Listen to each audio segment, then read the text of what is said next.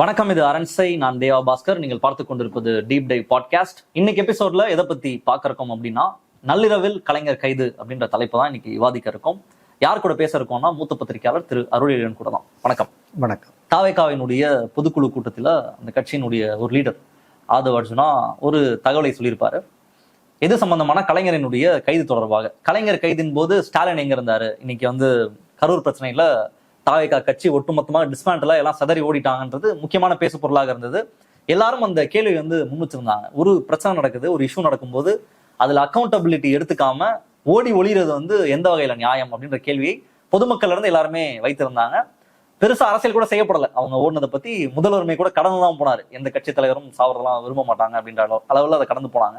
But அந்த கட்சி தொடர்ச்சியாக அதை வைத்து ஒரு இஷ்யூ பண்றதை பார்க்க முடிஞ்சது. விஜய் தொடங்கி எல்லாருமே இதுலதான் ஆதவ் அர்ஜுனா இந்த ஸ்டேட்மெண்ட்டை முன் வச்சதை பார்க்க முடிஞ்சது. அண்ட் எனக்குமே பொதுவாக இந்த கலைஞருடைய கைது தொடர்பாக நிறைய கிண்டல் கேலி நடக்கிறதையும் பார்க்க முடியுது. ஐயோ கொல்றாங்களேன்னு கலைஞர் சொல்றதை பலரும் கேலி கிண்டல் செஞ்சு பார்த்திருக்கோம். ஒரு முறை ஒரு கைது நடக்கும் போதும் கலைஞருடைய கைதை கோட் பண்ணி அதை மறந்துருச்சா, அது ஞாபகம் இருக்கா, அப்போ நாங்க எப்படி பண்ணோம் பாத்தீங்கன்னான்ற மாதிரி அதை கிண்டல் பண்றதையும் பார்க்க முடிஞ்சது. சோ கலைஞரினுடைய கைதை எப்படி புரிந்து கொள்ளலாம் அப்படின்றதையும் இந்த நேர்காணலின் வாயிலாக நம்ம புரிஞ்சுக்கலாம் அப்படின்றதுதான் இந்த பாட்காஸ்டினுடைய நோக்கம். சோ நீங்க உங்களை அழைத்ததுக்கான காரணம், நீங்க இப்போ ஸ்பாட்ல இருந்த ஒரு பத்திரிகையாளர். இந்த ஆதவ் அர்ஜுனாவினுடைய ஸ்டேட்மெண்ட் வந்த உடனே நீங்க எழுதின அந்த பதிவையும் பார்க்க முடிஞ்சது. அதுல இருந்து ஆரம்பிக்கலாம்னு நினைக்கிறேன். 2001 ஜூன் 29 இரவு என்ன நடந்தது? அதுக்கு முன்னாடி ஆதவ் அர்ஜுனா இப்படி பேசுறாருல்ல, அவரோட அந்த பொதுக்குழு செயற்குழு கூட்டம் ஏதோ ஒன்றுல பேசுறாங்கல்ல, இது புதுசா அவரு பேசல. அவர் ஃபர்ஸ்ட் டிஎம்கேலயே அவங்களோட ஒரு இதுல ஒர்க் பண்றாரு. அதுக்கு பிறகு அங்க இருந்து முரண்பாடுகள் அவரு ஒரு சில விஷயங்களை எதிர்பார்க்கிறாரு. அது நடக்கல அப்படின்னோன்னா அங்க இருந்து விடுதலை சிறுத்தைகளுக்கு போறாரு. விடுதலை சிறுத்தைகள் கட்சியில அவரு கூட விடுதலை திமுக கூட்டணியில் இருக்கக்கூடிய திருமாவளவன் அவர்களோடு இருந்துகிட்டே திமுகவை பத்தியும் முதலமைச்சர் ஸ்டாலினை பத்தியும் ரொம்ப மோசமான கருத்துக்களை வெளியிடுறாரு. அதுக்கு பிறகு ஆனந்தவுடன் அனைவருக்குமான தலைவர் அம்பேத்கர் அப்படின்ற ஒரு புத்தகம் வெளியிடுறாங்க. அந்த புத்தகம் ஆதவ் அர்ஜுனா தான் அதுக்கு மெயின் ஃபண்டிங் அப்படின்னு சொல்றாங்க. விகடனோட பேனரை பயன்படுத்தி அந்த புத்தகத்தை ஆதவ் அர்ஜுனா வெளியிடுறாரு. அதுல நூற்றுக்கணக்கான எழுத்தாளர்கள் கட்டுரைகள் எழுதியிருக்காங்க. அந்த கட்டுரைகள் வாங்கும்போது எந்த எழுத்தாளர்கள்ட்டையும் இது இப்படி ஒரு அரசியல் விழாவா மாறப்போகுது, இதுல அரசியல் மெயினா பேசுவோம் அப்படின்னு சொல்லல. இது ஒரு அம்பேத்கருக்கான கௌரவம். அம்பேத்கர் அனைவராலும் புரிந்து கொள்ளப்படத்தக்க தலைவராக இருப்பார் அப்படின்னு சொல்லிதான் அந்த கட்டுரையில கேட்டிருக்காங்க. அந்த கட்டுரையில திமுகவை சார்ந்த திமுகவின் உறுப்பினர்களா இருக்கக்கூடிய பல பேரே அந்த புத்தகத்துல கட்டுரைகள் கான்ட்ரிபியூட் பண்ணியிருக்காங்க, எழுதியிருக்காங்க. அந்த புத்தக வெளியீட்டு விழாவை பயன்படுத்தி தான் தன்னுடைய திராவிட இயக்க வெறுப்பை, திமுக வெறுப்பை இன்ஸ்டிடியூஷனலைஸ்ட் ஆக்கி இருக்கிறாரு ஆதவ் அர்ஜுனா. அதற்கு ஒரு மிகப்பெரிய இடத்த விகடன் உருவாக்கி கொடுத்தாங்க. விகடன் என்னோட நிறுவனம், என்னை உருவாக்கின நிறுவனமும் விகடன் தான். ஆனா இதை சொல்லி தானே ஆகணும். இது அவங்க இதுல இருந்துதான் ஆதவ் அர்ஜுனாவும் விஜயும் அதிகாரபூர்வமாக இணைகிறாங்க. முதலா இணைஞ்சு அதுக்கு பிறகுல இருந்தே அந்த வெறுப்பு பிரச்சாரம் வருது. இதுல ரொம்ப முக்கியமா நம்ம கவனிக்கப்பட வேண்டியது, ஒரு குற்றச்சாட்டு சொல்லுவாரு, அந்த குற்றச்சாட்டுக்கு ஊரே சேர்ந்து கதறி அடிச்சு பதில் சொல்லிட்டு இருக்கோம். அவங்க அந்த வேலையை போட்டுட்டு அடுத்த குற்றச்சாட்டுக்கு போயிடுவாங்க. அடுத்த குற்றச்சாட்டுல அடுத்த வெறுப்பு கண்ட மேனிக்கு சகட்டு மேனிக்கு பட. இது ஒரு சோசியல் மீடியாவோடையும் ஒரு பெய்டு ஜேர்னலிசத்தோடையும் பெய்டு நியூஸ் மேக்கிங்கோடையும் ரொம்ப தீவிரமா பிணைக்கப்பட்டிருக்கு. எப்படி சோசியல் மீடியால இல்ல நம்ம பாக்குற சில யூடியூப் சேனல்கள்ல எப்படி இஷ்டத்துக்கு கண்டமேனிக்கு செய்திகளை திருச்சி உருவாக்குறாங்களோ, அதோட தலைமை நிர்வாகியா இருக்கிறது ஆதவ் அர்ஜுனா தான். அவரு அதை எப்படி இவங்க அதை பண்றாங்களோ அதை அவர் ரெப்ரசன்ட் பண்றாரு. ஒரு பார்ட்டி செயற்குழு கூட்டத்திலேயோ பொதுக்குழு கூட்டத்திலேயோ அப்படி பேசுறாரு. கலைஞரோட கைதப்ப நீங்க என்ன பண்ணிட்டு இருந்தீங்க, தலைமறைவு ஆகுறீங்க அப்படின்னு. அப்ப அந்த நள்ளிரவு என்ன நடந்தது அப்படின்னா, அந்த நள்ளிரவுல இன்னைக்கு முதலமைச்சரா இருக்கிறவர் அன்னைக்கு மேயரா இருந்த ஸ்டாலின் அவர்கள் தலைமறைவெல்லாம் ஆகல. அவரு அதுக்கு முன்னாடியே அவங்க பெங்களூர் போயிருந்தார். இந்த தகவல் கேட்ட உடனே அவர் கிளம்பி வர்றாரு. வரும்போது மூத்த தலைவர்கள் டிஆர் பாலு போன்ற மூத்த தலைவர்கள் அன்னைக்கு இருந்த எல்லா பரிதி இளமழுதி, தங்கம் தென்னரசு உட்பட எல்லாருமே அந்த ஸ்பாட்ல தான். கரெக்டா நான் எப்படி கேக்குறேன்னா, நீங்க 29 ஜூன் 2001 அப்போ எங்க இருந்தீங்க அப்படின்னு? அப்போ நான் விகடன்ல சேர்ந்திருந்த புதுசு, ஏஜும் ரொம்ப சின்ன வயசு தானே. அப்ப எனக்கு ஒரு 25-26 வயசு இருக்கும். அப்போ ஒரு துடிப்பும் ரொம்ப பெரிய வேகமும் இதுவும் இருக்கு. எனக்கு சினிமா ஆர்வம் தான் அதிகம். நான் ஆனந்த விகடன் டீம்ல தான் இருந்தேன். ராக்கண்ணன் சார் தான் எங்களோட எடிட்டர். ரொம்ப ஃப்ரெஷ்ஷாகவும் ரொம்ப ஆரோக்கியமான ஒரு சூழலுக்கு கீழையும் வேலை பார்த்த ஒரு காலம் அது. ரியல் ஜேர்னலிஸ்டாகவும் நாங்கள் ஒரு பெரிய செட் ஆஃப் பீப்புள் இருந்தோம். அப்போ எங்களுக்கு ஜூனியர் விகடன், ஆனந்த விகடனோட குடும்ப வாசன் பப்ளிகேஷனுக்கு ஜூனியர் விகடன் இருக்கு இல்லையா, அதோட எடிட்டரா வந்து அசோகன் சார் இருந்தார். அவரும் ஒரு மிகச்சிறந்த பத்திரிகையாளர் தான். அவர் தான் நான் பின்னாடி தமிழ் ஹிந்துவோட எடிட்டரா போறாரு. அசோகன் சார் என்னைய கூப்பிட்டு கலைஞரை கைது பண்ணிட்டாங்களாம், நீங்க வந்து போய் உங்க இதுக்கு என்ன, அதை எப்படி பாக்குறீங்க அப்படின்னு எழுதிட்டு வாங்க அப்படின்னாரு. ஒரு ட்ரைனிங் மாதிரி அனுப்புனாங்க. அரண்சை நண்பர்களுக்கு வணக்கம். அரண்சை ஊடகம் சுயேட்சையாக இயங்குவதற்காகவே உருவாக்கப்பட்டது. நாம் செய்கிற வேலை உண்மையிலேயே மக்களுக்காக செய்கிறோம் என்பதை நீங்கள் நம்பினால், வாய்ப்பு இருந்தால் இந்த ரேசர் பே கியூஆர் கோடுக்குள்ளே நீங்கள் வந்து அதை ஸ்கேன் பண்ணி எங்களுக்கு உங்களால் இயன்றதை விருப்பம் இருந்தால் ஆதரவு தெரிவிக்கலாம். நானும் உடனே ஒரு பேஜர் ஒன்று கொடுத்தாங்க. நீங்க அப்போ ஜேர்னலிசம்க்கு வந்து எத்தனை வருஷம் அந்த மாதிரி ஆகுது? அது ஃபர்ஸ்ட் இயரா இருக்கும், 2001 அப்படின்னா. அது அந்த வருஷம்தான் என்னோட முதல் கட்டுரை வந்து ஆனந்த விகடன்ல வெளியாகுது. ஆனந்த விகடன்ல இது அனுப்பி விடுறாரு. நான் போறேன். எனக்கு நம்மளுக்கு அதை எப்படி பண்ணணும் அப்படின்றதெல்லாம் ஒன்றும் பெருசா தெரியாது. இயல்பாவே ஒரு தமிழார்வம் அப்படின்றது இருக்கும். முற்போக்கா இருப்போம். எந்த கட்சி இயக்கங்களையும் இல்லாட்டி கூட முற்போக்கான ஒரு அம்சங்களோட இருந்தோம். இவ்வளவுதான் நமக்கான பார்வை. அங்க போகும்போது ஃபர்ஸ்ட் அந்த கவர்மெண்ட் எஸ்டேட் இருக்குல்ல, அரசினர் தோட்டம், இன்னைக்கு வந்து இந்த பிரஸ் கிளப் எல்லாம் இருக்கு இல்லையா, அதுக்கு கிட்டத்தட்ட ஆப்போசிட்ல ஒரு பழைய பில்டிங் இருந்தது. அங்க எல்லாமே அப்போ பழைய பில்டிங்கா தான் இருந்தது. எம்எல்ஏ ஹாஸ்டல் கூட பழைய பில்டிங்கா தான் இருந்தது. அதுக்கு பிறகுதான் அதை கலைஞர் தலைமைச் செயலகமா மாத்துறாரு. வெவ்வேறு அரசு அலுவலகங்கள் அதுக்குள்ள வருது. மாற்றம்லாம் நடக்குது. அப்போ அதுக்குள்ள ஒரு சிபிசிஐடி அலுவலகம் ஒன்று இருந்தது. அங்க வந்து கலைஞரை கொண்டு போகும்போது பத்திரிகையாளர்கள் நிறைய பேர் இது பண்ணியிருந்தாங்க. இந்த டிஆர் பாலு போலீஸ்காரங்களோட சண்டை போடுற ஒரு கிரௌடு வீடியோ ஒன்று இருக்குல்ல, அது அந்த சிபிசிஐடி அலுவலகம் தான். அரெஸ்ட் பண்ணி கூட்டிட்டு வந்து விசாரணைக்காக கூட்டிட்டு அவங்களால அதை ப்ராப்பரா ஹேண்டில் பண்ணணும்னா ரொம்ப கூட்டம். பத்திரிகையாளர்கள்லாம் என்ன கலைஞரை கைது பண்ணிட்டாங்க அப்படின்னா அவரோட முதுமை, அவரை கைது பண்ணும்போது அவரு கதறி துடிச்சது. 80 வயசு கிட்ட இருக்கும். அப்பவே அவரால் ரொம்ப வேகமாவெல்லாம் நடக்க முடியாது. ஆனா ரொம்ப ஷார்ப்பான ஒரு நாலேஜான ஆள் தான். நான் அவரை நேர்ல பார்த்துருக்கேனே தவிர நெருக்கமெல்லாம் எனக்கு கிடையாது. சும்மா மற்ற பத்திரிகையாளர் அடிச்சு விடுற மாதிரி அடிச்செல்லாம் விட முடியாது. தூரத்துல இருந்து விலகி இருந்து பார்த்தோம். அந்த மதில் காமராஜனே அவரோடவே இருந்தார். நக்கீரன் காமராஜன் இருக்கார் இல்லையா, அவர் வந்து கலைஞரோடவே இருந்தார் கைதானப்ப. இங்க இருந்து தூரத்துல இருந்து பார்க்கும்போது தெரியுது அவர் பக்கத்திலேயே நிக்கிறார். அந்த சிபிசிஐடி அலுவலகத்துக்குள் கலைஞர் கொண்டு செல்லப்பட்ட போது கூட காமராஜன் அவரோட தான் இருந்தார். நாங்கள்லாம் இந்த மதில்ல ஏறி நின்று பாக்குறோம். ஒரு பேஜர் இருந்தது என்கிட்ட. நிறைய பேர் ஏறிட்டாங்க. டப்புன்னு அடி, யார் அடிச்சான்னு கூட தெரியாது. போலீஸ்காரங்க தான். நீங்க காம்பவுண்ட் வால்ல நிக்கும் போது அப்படி ஜம்ப் பண்ணி அந்த சைடு உள்ள குதிச்சா உள்ள நிற்கிறவே திருப்பி அடிக்கிறான். எப்படி வெளியே போங்கடா அப்படின்ட்டு. பத்திரிகையாளர்கள் எல்லாம் பார்க்கல. அந்த இதுலதான் வந்து பேஜர் வந்து தொலைஞ்சு போச்சு. அதுக்கு பிறகு அங்கிருந்து அவரை கீழ்ப்பாக்கம் கூட்டிட்டு போயிட்டாங்க. கீழ்ப்பாக்கத்துல வந்துட்டாங்களா? தொண்டர்கள் பெருசா வரல. நிறைய பத்திரிகையாளர்கள். அது எல்லாமே இரவு தான், ஒரு மணி அப்படிதான் இருக்கும். டிவி மீடியான்றத சன் டிவி மட்டும் தான் கவர் பண்ணுச்சோம். சன் டிவி மட்டும் தான் கவர் ஆச்சு. சன் நியூஸ் மட்டும் தான் ரொம்ப ஆக்டிவா இருந்தாங்க. வேறையும் சில டெலிவிஷன்ஸ் எல்லாம் இருந்தது அப்போ. ஆனா அது சன் நியூஸ் மட்டும்தானே ரொம்ப ரொம்ப ஆக்டிவா வந்து கவர் பண்ணியிருந்தாங்க அதை. அப்புறம் அது அங்கிருந்து வேப்பேரி போறோம். இவரை வந்து கீழ்ப்பாக்கம் நீதிபதி அசோக்குமார் வீட்டுக்கு கூட்டிட்டு போகும்போது முரசொலிமாறன் வேப்பரியில் இருக்கிறாரு அப்படின்னோடனே பத்திரிகையாளர் சொன்னோன்னா அங்கே போனோம். அங்கே போனால் அவரை அந்த காவல் நிலையத்தில் வச்சு முரசொலிமாறனை வந்து தாக்குனாங்க. இதில் நம்ம ரொம்ப சீரியஸாக பார்க்க வேண்டியது, கலைஞரை வந்து ரொம்ப ரஃப்பாக வந்து ஹேண்டில் பண்ணாங்க. அவரோட ஏஜுக்கு அது ஒரு பெரிய வன்முறை இல்லையா? பிடிச்சி எடுத்து அவ்வளோ வயசானவரை அப்படி பண்ணும்போதே தள்ளி விட்டு என்ன ஆகுறாரு. அதில் அவர் ரொம்ப இதாகிட்டார். ஆனால் ஏதோ ஒரு விதத்துல கலைஞர் இந்த மாதிரி வன்முறைகளையும் இந்த மாதிரி ஹேண்டில் பண்றதையும் எல்லாம் ஏற்கனவே அனுபவிச்சவர். அவர் அனுபவத்துக்கு அவருக்கு வந்து அது ஓகே, அதை அவரு இது பண்ணிப்பார். அவருக்கு தெரியும் இதெல்லாம் இப்படிதான், அரசு இயந்திரம்ங்கிறது இப்படிதான் இருக்கும் அப்படின்ட்டு. இன்னைக்கு கூட நான் வந்து எந்த வன்முறைகளையும் வேற எடுத்து பார்த்தாலும் காவல்துறை தொடர்பான வன்முறைகள்லாம் நான் காவல்துறையை ஆதரிக்க மாட்டேன். அது திமுக அரசா இருந்தாலும் எந்த அரசா இருந்தாலும்.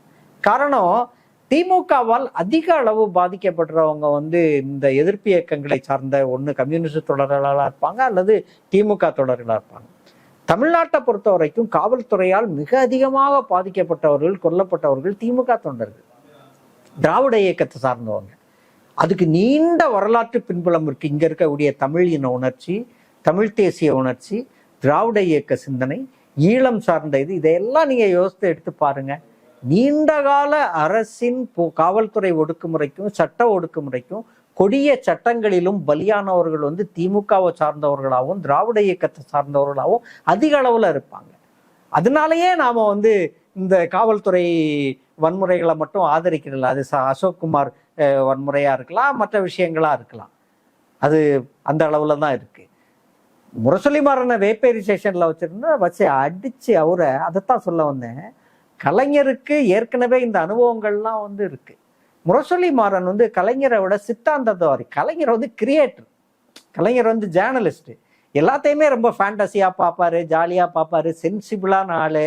நான் பிராமின்ஸோட விடுதலை உரிமைகள்ல ரொம்ப கான்சியஸா இருந்தாலும் கூட ரொம்ப கிண்டலும் கேலியுமா தான் தன்னையே கிண்டல் பண்ணி கொள்ளக்கூடிய ஒரு பெரிய கிரியேட்டர் தானே கலைஞர். ஆனா முரசொலிமாறன் என்பது வெரி சென்சிபிள். அவர் சித்தாந்தவாதி, திராவிட இயக்க சித்தாந்தங்கள்ல ரொம்ப ஆழ்ந்த பற்றுள்ளவர்.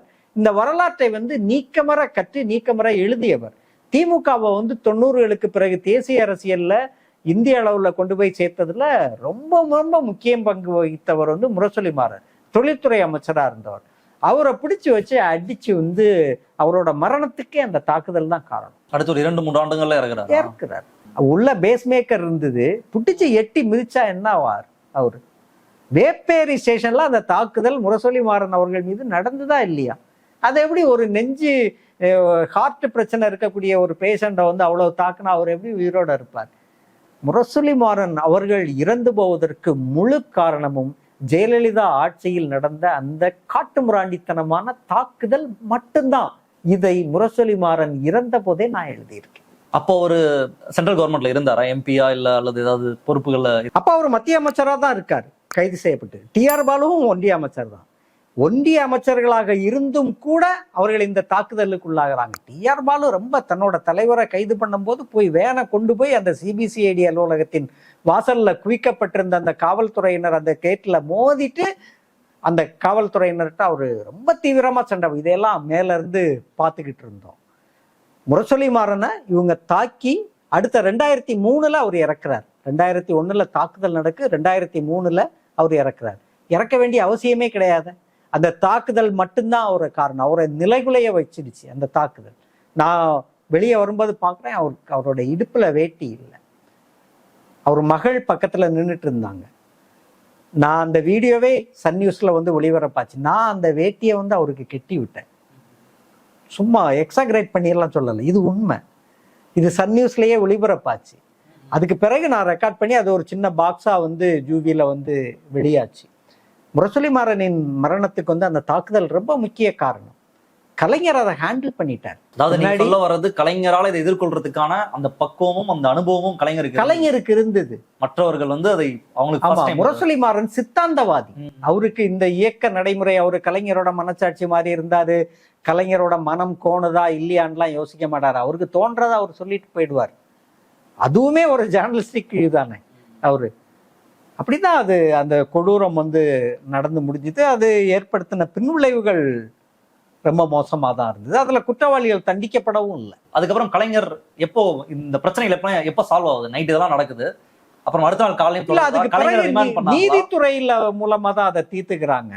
முதலமைச்சர் மு.க. ஸ்டாலின் அவர்கள் அன்னைக்கு மேயரா இருந்தவர் போய் தலைமுறைவெல்லாம் ஆகல. அவங்க பெங்களூர்ல அக்கா வீட்டுக்கு போயிருந்தாங்க. செல்வி அவங்க குடும்பத்துல அவங்க எப்பவுமே அவங்க செல்வி அக்கா மேலதான் எல்லாருமே மரியாதை வச்சிருப்பாங்க.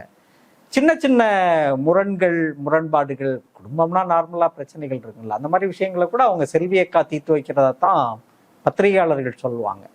அவங்க சொன்னா கேட்பாங்க, யாருனாலும் கேட்பாங்க. இன்னைக்கு சிஎம் கேட்பாங்க, யாருனாலும் கேட்பாங்க அப்படின்றதுனால அவங்க ஒரு சென்டரா இருந்தாங்க குடும்பத்துக்கு.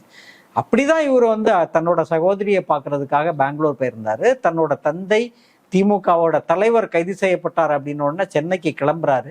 ஆனா திமுகவின் மூத்த தலைவர்கள் நீங்க வந்துடாதீங்க, நீங்க வந்தா உங்களை வந்து இது பண்ணிடுவாங்க, உங்களை தாக்குறதும் உங்களோட வாழ்க்கையை வந்து இது பண்றதுன்னு தான் வந்து ஜெயலலிதாவின் நோக்கம் அப்படின்ட்டு வரவிடாம வந்து இவங்க தடுத்ததுனாலதான் அடுத்த நாள் நீதிபதியின் முன்னால் அவர் சரண்டர் ஆனார். அசோக்குமார் முன்னால் நீதிபதியின் முன்னால் சரண்டர் ஆகாம தமிழ்நாடு போலீஸ் கையில சிக்கி இருந்தால் முரசொலிமாறனுக்கு நடந்ததை விட மிக மோசமான கொடுமைகள் வந்து முதல்ல அன்னைக்கு மேயரா இருந்த மு.க. ஸ்டாலின் அவர்களுக்கு வந்து நடந்திருக்கும். இது உண்மை.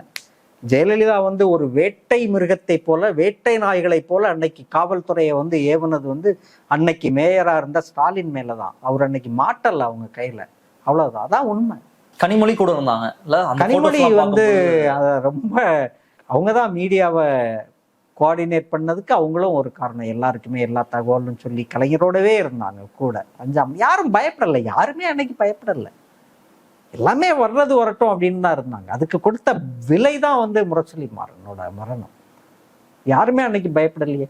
அந்த புகைப்படங்கள்ல இருக்கு. என்ன ஒளிஞ்சு ஓடினாங்களா என்ன? எவ்வளவு தொண்டர்கள் திரண்டு தடியடி நடந்தது சென்ட்ரல் ஜெயிலுக்கு முன்னால, எவ்வளவு தாக்குதல்கள் நடந்தது, அங்கங்க மறியல் நடந்தது.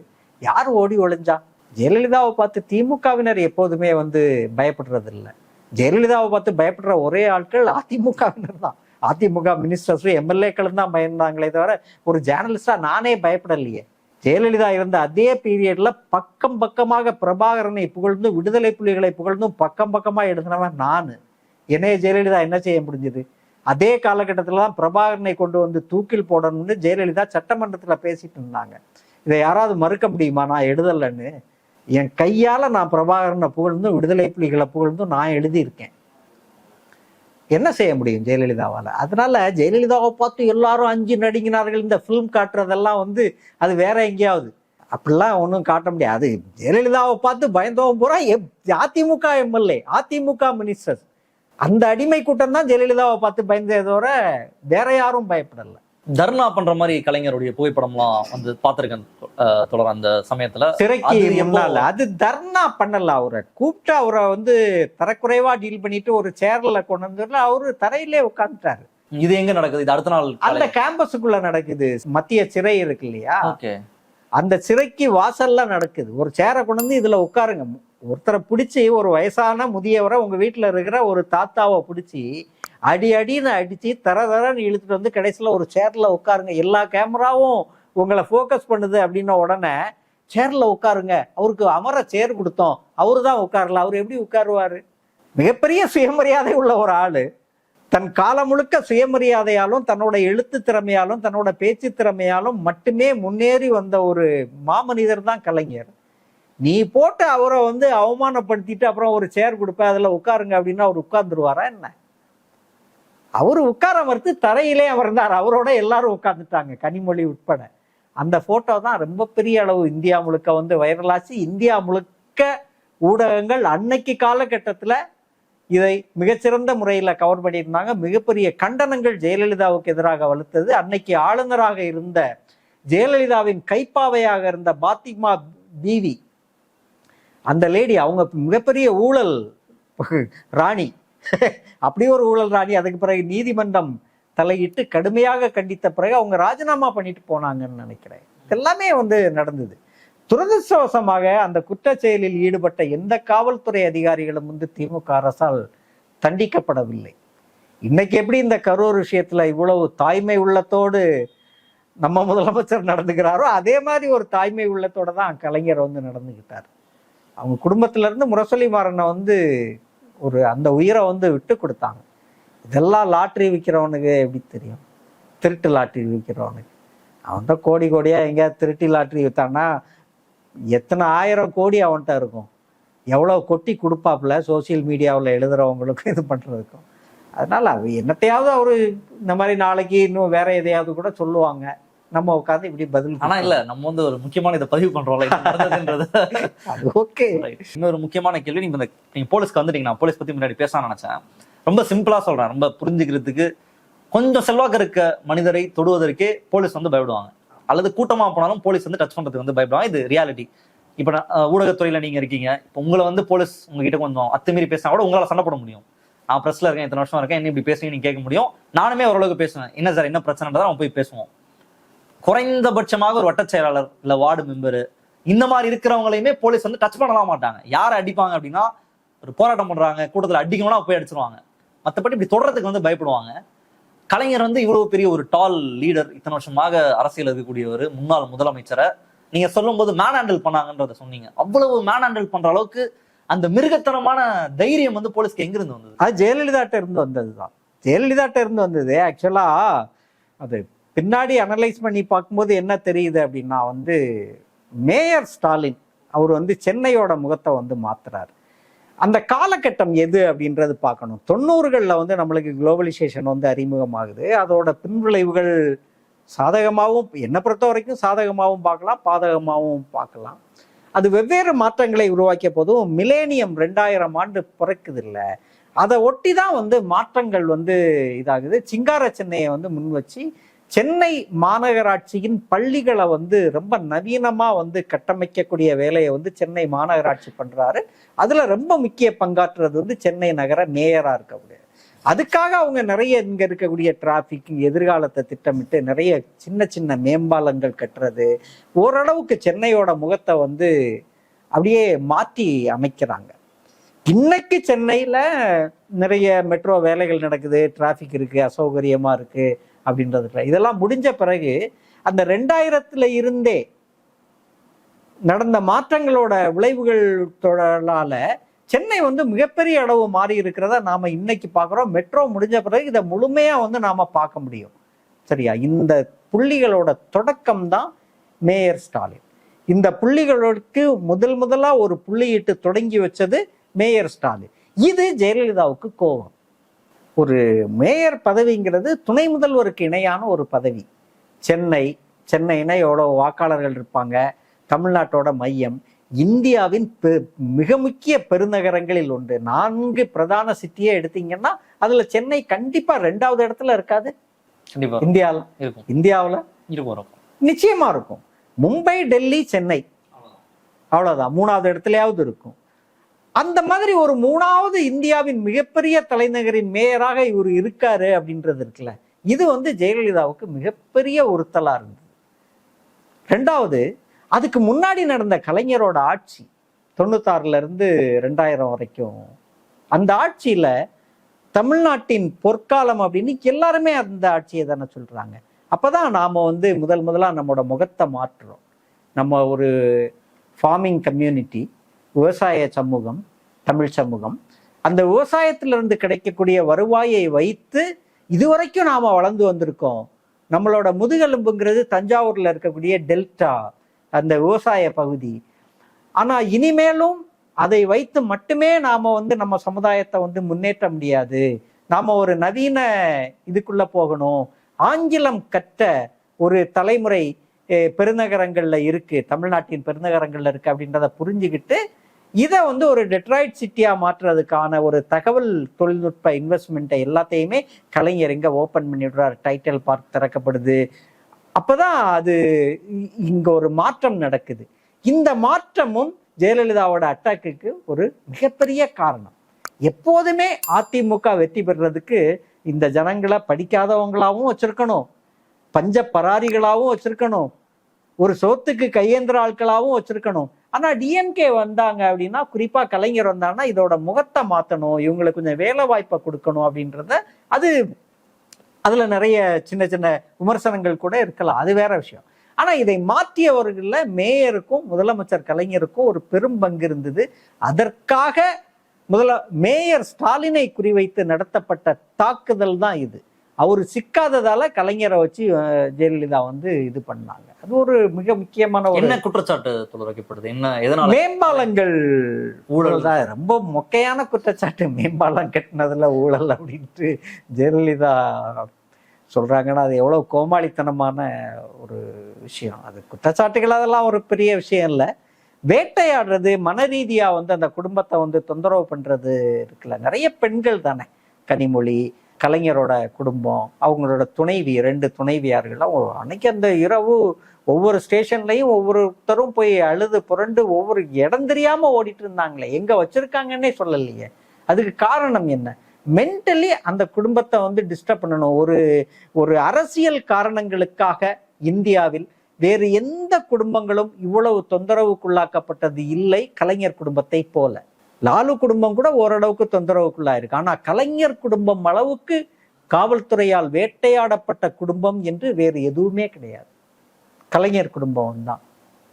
இதுல அன்னைக்கு வாஜ்பாயோட அமைச்சரவையில இருந்த அமைச்சர்கள் வந்து டிஆர் பாலு, முரசொலி மாறன் எல்லாருமே இருந்தாங்க. அதுல முரசொலி மாறன் மரணிக்கும் அளவுக்கு தாக்குதலுக்குள்ளாகிறாரு. அடுத்த 2 வருஷத்துல இறந்துடுறாரு. டிஆர் பாலு ஒன்றிய அமைச்சர். அன்னைக்கு வந்து ஊடகங்களோட ஆதரவால் தான் கலைஞருக்கான நியாயங்கள் கிடைச்சது. அதுக்கு பிறகு ஊடகங்கள் யூனிஃபைடா இருந்தாங்க, இது தப்பு அப்படின்றத அப்படி அந்த குரலும் அன்னைக்கு ஸ்ட்ராங்கா தான் இருந்தது. இப்படி ஹேண்டில் பண்ணிருக்க கூடாது அப்படின்ட்டு அப்படி ஒரு ரொம்ப ஸ்ட்ராங்கான ஒரு குரல் வந்து அன்னைக்கு வந்து இருந்தது. அதை ஒன்றும் மறுத்தரவே முடியாது. அது ஒண்ணு. ரெண்டாவது வந்து கலைஞரோட மன வலிமை தான் அதோட பெரிய காரணம். மன வலிமை, அவர்கிட்டையும் இருந்த மாற்றங்கள் அதெல்லாம் சேர்ந்துதான் இது பண்ண. அதுக்கு பிறகு அதுல இருந்த காவல்துறை முத்துக்கருப்பன்லாம் அவர்கிட்டயே நேரடியாவே வந்து மன்னிப்பு கேட்டு அதுக்கு பிறகு அவரு நோயுற்று இறக்குறாருன்னு நினைக்கிறேன். அந்த போலீஸ் ஆபீசர்ஸ் மேல கலைஞர் திரும்ப எந்த ஆக்ஷனுமே எடுக்கல. அவங்க மேல இல்ல பெருசா எடுத்துட்டே போலையா? எடுக்கல. என்ன காரணமே அவர் பர்சனலா இது ஆபீஸ்ல யோசிச்சு பாப்போமே. ஜெயலலிதா மீது இந்த மாதிரி ஒரு போலீஸ் பண்ணிருந்தாங்கன்னா என்ன பண்ணிருப்பாங்க? கலைஞர் அப்படி பண்ண மாட்டாரு. இவங்களுமே முதலமைச்சர் ஸ்டாலின் அப்படியுமே பண்ண மாட்டேன். இப்போ கரூர் ஸ்டாம்பேட் பாருங்க, 41 பேர் இருந்தா நம்ம எல்லாம் கொந்தளிச்சோம் அப்படி இப்படின்ட்டானா அவரு என்ன சொன்னாரு, ஒரு தலைவர் தொண்டர்கள் இறக்குறத எந்த தலைவருமே விரும்ப மாட்டாங்க அப்படின்ற இந்த வார்த்தையை புரிஞ்சுக்கிற அளவுக்கு விஜய்க்கு நாலேஜ் இருக்கும்னு நினைக்கிறீங்களா? இருக்காது. ஆதவ அர்ஜுனாவுக்கு புரியுமா? ஆதவ அர்ஜுனாவுக்கு புரியும் அப்படின்னு தான் நான் நினைக்கிறேன். ஆனா அவன் பக்கா கிரிமினல், புரியுதுல்ல? அவன் அதுக்கு ஒர்த்து கிடையாது, அதுக்கு தகுதி உள்ள ஆள் கிடையாது. நீங்க மன்னிச்சாலும் சரி, எந்த ஒரு அன்பு காட்டினாலும் சரி, அது வந்து ப்ராப்பரான ஆட்களுக்கு தான் வந்து கொடுக்கப்படணும். எவ்வளவு தொந்தரவு பண்றாங்க பாருங்க இந்த கவர்மெண்ட்டை.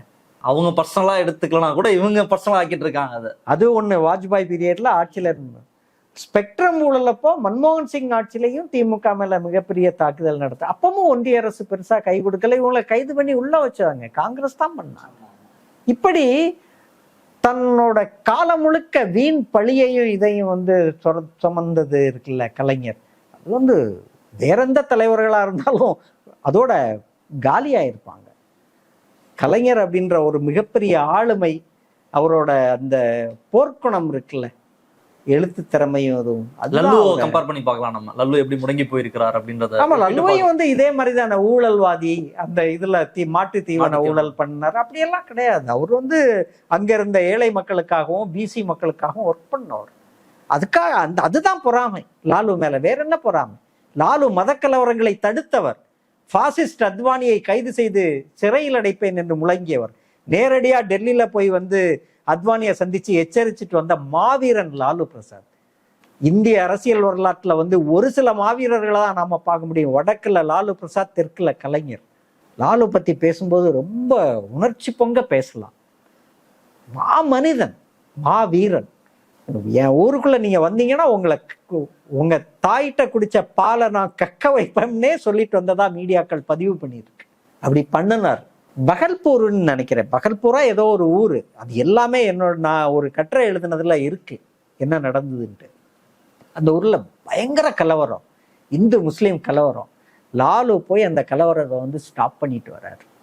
அவர் மாணவர் சங்க தலைவரா இருக்கும்போது இருந்தே அந்த தன்னோட மனசுல விழுந்த அந்த முற்போக்கு அரசியல் இருக்குல்ல, இன்னைக்கு வரைக்கும் அதை விடாம இருக்காங்கல்ல. கலைஞர் குடும்பம் மாதிரியே மாறி போயிட்டாங்களா? தேஜஸ்வி மாறிட்டாரா? உதயநிதி மாறிட்டாரா? அங்க எப்படி தேஜஸ்வி மாறாமல் தன்னோட தந்தையின் அரசியலை எப்படி வந்து தேஜஸ்வி பேசிட்டு இருக்காரோ, அதே போலத்தான் இங்க உதயநிதி தன்னோட தாத்தா பேசின அந்த சித்தாந்த அரசியலை முதலமைச்சர் ஸ்டாலினை விட தீவிரமா பேசுறாருல்ல, நம்ம பாக்குறோம்ல. அது ஒன்றும் தடம் மாறி போயிடலையே. அதுதானே உங்களுக்கு கோவம். என்ன கோவம்? ஆதவ அர்ஜுனாவுக்கு உதயநிதி மேல என்ன கோவம்? இவ்வளவு தெளிவா இருக்காங்களே, இவ்வளவு தீவிரமா இருக்காங்களே, அவங்க சித்தாந்தத்துல அவங்க இவ்வளவு பிடிப்போட இருக்காங்களே அப்படின்ற கோவம் தானே தோழர். வேற என்ன கோவம்? அந்த காவலர்கள், அந்த சமயத்துல இருந்த காவலர்கள் மீது அதுக்கப்புறம் கலைஞர் தரப்புல இருந்து எந்த ஒரு, அவங்க அடுத்தடுத்த பீரியட்ல கண்டினியூ ஆயிட்டு தான் இருந்தாங்க, எந்த ஒரு தெரியல என்னன்னாங்கன்ட்டு. ஆனா பொதுவா குறிவைக்கப்படல தெரிஞ்சிருக்குங்களா? இல்ல இல்ல. இப்போ டிஆர் பாலு மினிஸ்டரா இருக்காரு, முரசலிமான் மினிஸ்டரா இருக்காரு, அங்க எம்பிஸ் இருக்காங்க, அப்புறம் இவ்வளவு தொண்டர்களுடைய ஆதரவு பெற்ற ஒரு கட்சி முதல்வராக இருந்திருக்காரு. எப்படி போலீஸ்க்கு இந்த பயமே இல்லைன்றத நம்ம எப்படி புரிஞ்சுக்கலாம்? இன்னைக்கும் போலீஸை அப்படி தூண்டிவிட்டால் போலீஸ் அப்படி நடந்து கொள்வதற்கான எல்லா வாய்ப்பும் இருக்கா? ஆமா, ஸ்டெர்லைட்ல நடந்துக்கிட்டாங்க தானே. 17 பேரை நம்ம சுடுறோம். ஸ்டெர்லைட் வந்து நம்ம சமகாலத்துல நம்ம கண்ணெதிரில் பார்த்த புரிந்து கொள்ளத்தக்க இனப்படுகொலை இல்லை. 2001 நடந்தப்போ கூட அதை புரிஞ்சுக்கிறதுல எக்ஸ்பீரியன்ஸ் இருக்காது, சிக்கல் இருக்கும். ஆனா ஸ்டெர்லைட் நடந்தப்போ நாம அதை பொலிட்டிக்கலா புரிஞ்சுக்கிறதுக்கான எல்லா சென்ஸும் நமக்கு வந்துட்டுல, எல்லா அறிவும் வந்துட்டுல. அதை டிவியில பார்த்து தெரிஞ்சுக்கிறேன்ட்டு எடப்பாடி பழனிசாமி சொல்றாரு. யாரோ ஒருத்தன் அவர் எடப்பாடி பழனிசாமி சொல்லிதான் அந்த போலீஸ் கொன்னாங்க அப்படின்னு நான் குற்றஞ்சாட்டல. ஆனா நீங்க உங்களுக்கு கீழே தானே போலீஸ் டிபார்ட்மெண்ட் இருக்கு, நீங்க அதுக்கு பொறுப்பேற்றுக்கணும்ல. அருணா ஜெகதீசன் ஆணையம்ல மினிட் பை மினிட் அவருக்கு அப்டேட் போயிட்டு தான் இருந்துன்னு சொல்றாங்கல்ல. அந்த கொலையை வந்து ஒரு கூட்டம் வருது, இங்க இருந்து சுட்டாங்க, 13 14 பேர் 17 பேர் இறந்துட்டாங்க அப்படிலாம் இல்லை. அங்க இறந்தவங்க ரொம்ப கம்மி. ஒரு வண்டியில துப்பாக்கியை எடுத்துட்டு தெருவுக்குள்ள போய் தெருவா போய் தேடி சுட்டு கொன்னாங்க அப்படின்னா அது இனப்படுகொலை. ஜான்சின்னு ஒரு அப்பாவி திரேஸ்புரத்துல இருக்காங்க. நான் அந்த வீட்டுக்கு போயிருக்கேன். அந்த ஜான்சிக்கும் அந்த போராட்டத்துக்கும் ஸ்டெர்லைட்டுக்கும் ஒரு சம்பந்தமும் கிடையாது. கடலுக்கு போற தன்னோட கணவன் என்ன கொண்டு வருவானோ அதை சமைச்சு எடுத்து வாங்கிட்டு அப்படி வாழக்கூடிய மிக சாதாரணமான ஒரு பெண் ஜான்சி, திரேஸ்புரம் ஜான்சி. வீட்டுல சமையல் பண்றாங்க, குழம்பு. மத்தியானம் ஒரு வாளியில அந்த குழம்பை எடுத்துட்டு பக்கத்து தெருவுல இருக்க தன்னோட மகளை பார்த்து அந்த குழம்பை கொடுக்கலாம் அப்படின்ட்டு தான் சாப்பிடல, கொடுத்துட்டு வந்து தானும் தன்னோட கணவனும் மகளுக்கு முதல்ல போய் கொடுத்துட்டு வான்னு அவர் சொல்றாருன்னு நினைக்கிறேன். அவங்க எடுத்துட்டு அந்த வாளியோட போறாங்க. அங்க இருந்து பைக்ல வர்றாங்க, ஒரு போலீஸ் பிடிச்சி இப்படி வச்சு கொள்றா. இது சினிமாவில் நீங்க பாப்பீங்க, நம்ம சினிமாவில் தானே பார்த்தோம் இதெல்லாம். இது நடக்கல தூத்துக்குடியில. அப்போ இதை எப்படி செய்ய மனசு வருது உன்னால? எப்படி செய்ய முடியுது? ஒரு 13 வயசு குழந்தைய உன்னால சுட்டுக்கொள்ள முடியுதுன்னா நீ எப்படி? காவல்துறை ரொம்ப டேஞ்சரஸ். அதை மட்டும் எந்த விதத்திலையும் நம்ம அந்த வன்முறைகளை ஆதரிக்க முடியாது, யார் ஆண்டாலும். காவல்துறையினுடைய ப்ரூட்டாலிட்டிய புரிஞ்சுக்கலாம் இந்த கலைஞரனுடைய கைதுல. இந்தியாவில் இருக்கிற நிறைய முதல்வர்கள் கைது செய்யப்படுறதெல்லாம் நம்ம பார்த்துருக்கோம். ரீசெண்டாக கூட ஹேமந்த் சோரன் கூட கைது செய்யப்பட்டாரு, அவங்க ஒன்றிய அரசால நினைக்கிறேன். இப்படி பலர் கைது செய்யப்படதான் நடக்கிறது உண்டு. நான் ஹேண்டல்லாம் பண்ண மாட்டாங்க, அவங்கள வந்து ஓரளவுக்கு கண்ணியமாக தான் கூட்டு போவாங்க. இது கலைஞருக்கு குறிப்பிட்டு நடப்பதற்கான காரணம்ன்றது இங்க ஜெயலலிதா அப்படின்ற ஒரு முதல்வர் இருந்தாங்க அப்படின்றதுனாலதானா, இல்ல கலைஞர் மீது ஒரு வெறுப்பு அப்படின்றது ஒன்றிய ஆளும் தரப்புலையும் இருந்தது, எல்லார்கிட்டயுமே? நார்த் இந்தியாவில் இப்ப அது வந்து குறைஞ்சிருக்கு, அல்லது அதை குறைக்கிறதுக்கான முயற்சிகள் வந்து எடுக்கப்படுது. தமிழ்நாட்டில் எழுதப்படக்கூடிய திராவிட இயக்க சித்தாந்த நூல்கள் ஹிந்தியில எல்லாம் இப்ப போகுது. அதெல்லாம் ஹிந்தி பேசுற மாநிலங்கள் எல்லா இடத்துலையும் படிச்சிருக்காங்களா அப்படின்றது வந்து தெரியாது. பீகாரிகள் வந்து தமிழ்நாட்டில் தாக்கப்படுகிறார்கள் அப்படின்ட்டு வந்து அவரு பீகார் தேர்தலில் மோடி பேசுறாருல்ல, பீகாரிகள் தமிழ்நாட்டில் தாக்கப்படலை அப்படின்றது பீகாரிகளுக்கு தெரியும். அப்படி பீகாரிகள் தமிழ்நாட்டில் தாக்கப்படுகிறார்கள் அப்படின்றது உண்மை என பீகாரிகள் நம்பினா சென்ட்ரல் ஸ்டேஷன்ல எதுக்கு இவ்வளவு கூட்டம்? எப்படி இவ்வளவு பேர் வந்து இறங்குறாங்க? அவன் இங்கே பேட்டி கொடுக்குறாப்லையே.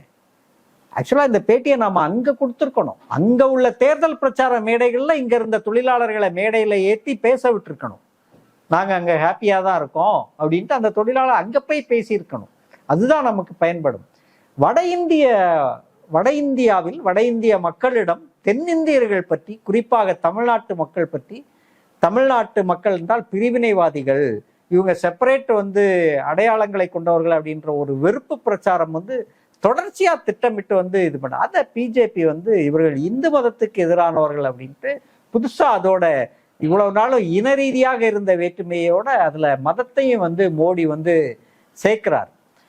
அது எடுபடாது. நீண்ட காலமாக அந்த மக்கள் பார்த்துருக்காங்க இல்லையா. ஒரு காலத்துல ராஜீவ்காந்தியே திமுக கொன்னதுன்னு சொன்னவங்க தானே ஜெயலலிதா.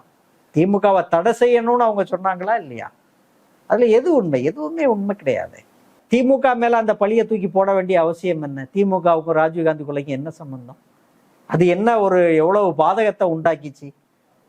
ஆக மொத்தத்துல இந்த வெறுப்பரசியல் தொடர்ச்சியாக மற்றெல்லா கட்சிகளும் பாதிக்க விடுவதை, மற்ற தலைவர்கள் பாதிக்கப்படுவதை விட, மற்ற தலைமைகள் பாதிக்கப்படுவதை விட எப்போதுமே கலைஞர் குடும்பம் பாதிக்கப்படுறது வந்து அதிகமா இருந்தது. அதுக்கு காரணம் அவர் பெரியார்கிட்ட இருந்து வந்தவர், தனக்குன்னு ஒரு தமிழ் சார்ந்த கொள்கைகள் வச்சிருக்காரு, தமிழ் இனம் சார்ந்த கொள்கைகள் வச்சிருக்காரு அப்படின்றதுதான் அதுக்கு முழு காரணம். அதுல எந்த சந்தேகமும் கிடையாது. இன்னைக்கு வரைக்கும் அது அப்படிதான் இருக்கு. அதிமுக சார்னு ஒரு ப்ராஜெக்ட் வருதுன்னா அது வந்து அதிமுக மனமும் வந்து வரவேற்கிறான்ங்கிறான். எவ்வளோ இது பாருங்க, தன்னோட வாக்கு வங்கி போகாது அப்படின்னு அதிமுக நினைக்குது. அப்போ எவ்வளவு பெரிய ஒரு மூடர் கூடம் வந்து அதிமுகவா சிக்கி இருக்காங்க அப்படின்றதெல்லாம் இருக்குல்ல. அப்படிதான் இருக்கு. பேசலாம். அப்போ ஊடகங்கள் வந்து இதை கடுமையா ஒரு ஒருமித்த குரல் இருந்ததுன்றத சொன்னீங்க. அப்போ எதிர்கட்சிகள்லாம் இருப்பாங்களா, அல்லது என்ன சொல்றது, அமைப்புகள் இயக்கங்கள்லாம் இருந்தாங்க, அவங்களாம் இந்த கைதை எப்படி பார்த்தாங்க? புரிஞ்சுக்கல. கலைஞர் கைதை ஓவரால் அப்போ வலிமையான கண்டனங்கள் வந்து இருந்தது உண்மைதான். அப்புறம் அதுக்கு பிறகு கலைஞர் கைதை கண்டிச்சு ஒரு ஊர்வலம் நடத்தினாங்க ஆகஸ்ட் மாசம் அப்படின்னு நினைக்கிறேன். பிரம்மாண்டமான ஊர்வலம் சென்னை மெரினா கடற்கரை. அந்த ஊர்வலத்திலேயே போலீஸ் வந்து அட்ராசிட்டி பண்ணி அதுல ஒரு 5 பேர்கிட்ட இறந்தாங்க. அது லோக்கல்ல நிறைய ரவுடிஸை செட் பண்ணி எடுத்து வன்முறையை தூண்டி கூட்டத்துக்குள்ள ரவுடிகளை இறக்கி அதுலயே கிட்டத்தட்ட ஒரு 4-5 பேர் இறந்தாங்க. நிறைய பேர் காயமடைஞ்சாங்க போலீஸோட அட்ராசிட்டில. இப்படி ஜெயலலிதாவோட ஆட்சி என்பதே இப்படிதான் இருந்தது. அந்த வெஞ்சன்ஸ் அப்படின்றது குறைஞ்சதா? அதற்கப்புறம் ஜெயலலிதாவுக்கு கலைஞர் மீது அந்த வெஞ்சன்ஸ் குறைஞ்சதா? கலைஞர்ல திரும்ப இப்படி கைது பண்ணாங்க, இவரை கைது பண்ணுன்ற கடைசியா அவங்க 2016 முதல்வரா 2வது முறையாக பதவியேற்ற போது கூட திமுகவோட எதிர்கட்சி தலைவராக ஸ்டாலின் அவர்கள் போகும்போது அவங்கள வந்து உரிய இருக்கைகள் ஒதுக்காம அவமதிச்சாங்க. அந்த வெஞ்சன்ஸ் அவங்களுக்கு கடைசி வரைக்கும் இருந்தது. அவங்க இறந்தாங்க அப்படின்றதுதான், அப்படின்றதுல இருக்கிற ஒரு இதை தவிர அவங்க ஒரு முதலமைச்சரா அவங்க வந்து திமுக மேலையும் கலைஞர் குடும்பத்தின் மேலையும் நிறைய வெஞ்சன்ஸோட தான் இருந்தாங்க. இறுதியா ஒரு கேள்வி தொடர். நான் தொடக்கத்துல சொன்ன மாதிரி கலைஞரினுடைய கைதை வந்து ஐயோ கொள்றாங்களேன்னு கிண்டல் பண்றது, கேலி பண்றது, இந்த மாதிரி நிறைய நம்ம பார்த்திருக்கோம். அதன் ஊடாக தான் இன்னைக்கு ஆதவ அர்ஜுனா பேசுறதையும் நம்ம பாக்குறோம். இப்ப கலைஞர் கைதை புரிந்து கொள்வது அப்படின்றதை எப்படி புரிஞ்சுக்கலாம்? அதை டு எண்ட் கேட்கிறேன். அது இன்னைக்கு எப்படி மனநோயாளிகள் இருக்கிறாங்களோ அன்னைக்கு அதே மாதிரி ஒரு மனநோயாளிகள் இருப்பாங்கல்ல. பொலிட்டிக்கலா கலைஞரை பிடிக்காது. பொலிட்டிக்கலானா இப்போ கலைஞரை பிடிக்காது, இவங்களை கண்டாலே பிடிக்கல டிஎம்கே, ஏன்னு கேட்டு பாருங்க. ஒரு 4 காரணம். கலைஞரை ஏன் பிடிக்கலன்னு ஒரு 4 காரணம் சொல்ல அப்படின்னா சொல்ல தெரியாது. கலைஞரை பிடிக்காது, அவ்வளவுதான். அது இவங்களோட எம்ஜிஆரோட, இவங்க அப்பா எம்ஜிஆர் ஆட்களா இருப்பாங்க, அது காலங்காலமா ஊற்றி இது பண்ணப்பட்ட ஒரு விஷயம். அரசியல்ல கலைஞர் கைதை நான் எப்படி புரிஞ்சுக்கிறேன் அப்படின்னா, அரசியல்ல ஒரு சித்தாந்த நெறியோடு இந்த மக்களுக்காகத்தான் நாம உழைக்கிறோம், இந்த மக்களுக்காகத்தான் நம்மளோட அரசியல் பயணம் இருக்கணும் அப்படின்னு தீர்க்கமாக சிந்திக்கக்கூடிய எந்த ஒரு தலைவருக்கும் இந்த ஒடுக்குமுறை நடந்துட்டே தான் இருக்கணும். அதை சுற்றி இருக்கிறவங்க தான் கான்சியஸா பார்த்து பாதுகாத்துக்கணும் அப்படின்னு நான் புரிஞ்சுக்கிறேன். இப்படிதான் கலைஞருக்கு அந்த ஒடுக்குமுறை அந்த நள்ளிரவில் அவரை இழுத்து ஒரு மோசமான முறையில கையாளுறதுக்கான காரணமா இருந்தது அதற்கு முந்தைய அவருடைய மிகச்சிறந்த ஆட்சி. இதை நான் சொல்லல, அவரை விமர்சிக்கக்கூடியவர்களே அந்த ஆட்சி மிகச்சிறந்த ஆட்சி, தமிழ்நாட்டின் முகத்தை மாற்றிய ஆட்சி அப்படின்னும், சென்னை மேயராக இருந்த ஸ்டாலின் அவர்கள் சென்னையின் முகத்தை மாற்றியதும் அந்த கைதுக்கு பின்னாலையும் கலைஞர் குடும்பத்தின் மீதான அந்த ஒடுக்குமுறைகளுக்கு பின்னாலையும் பிரதானமா இருக்கக்கூடிய காரணம் அந்த 2 தான். அந்த கேஸ்ன்றது ஒண்ணுமில்லாம தான் போச்சு. அது வழக்கமா ஒரு லீகலா முடிச்சிட்டாங்க அது. ஆமா, அது முடிஞ்சு. இந்த ஒடுக்குமுறை தான் ரொம்ப முக்கியமான ஒரு விஷயம். இந்த ஒடுக்குமுறை, அதுக்கு பிறகு நடந்த ஊர்வலத்தில் நடந்த வன்முறை எல்லாமே காட்டாட்சி தானே. இது ஆதவ அர்ஜுனாவால முக்கியமான ஒரு வரலாற்று சம்பவத்தை நம்ம பேசியிருக்கோம். ரொம்ப நன்றி தோழர். இன்றைய தினம் நேரம் ஒதுக்கி அலுவலகத்தில் வந்து உங்களுடைய கருத்துக்களை பயணிக்க ரொம்ப ரொம்ப நன்றி. கண்டிப்பா எனக்கு ரொம்ப யூஸ்ஃபுல்லா இருந்தது, ஆடியன்ஸ்க்கும் கண்டிப்பா யூஸ்ஃபுல்லா இருக்கும்னு தான் நினைக்கிறேன். நன்றி தோழர். நிறைய விஷயங்கள் பேசியிருக்கோம். பிடிச்சிருந்தா லைக், ஷேர், கமெண்ட் பண்ணுங்க. உங்களுடைய கருத்து என்ன அப்படின்றதையும் பதிவு பண்ணுங்க. மற்ற நிகழ்ச்சியை சந்திப்போம். நன்றி, வணக்கம்.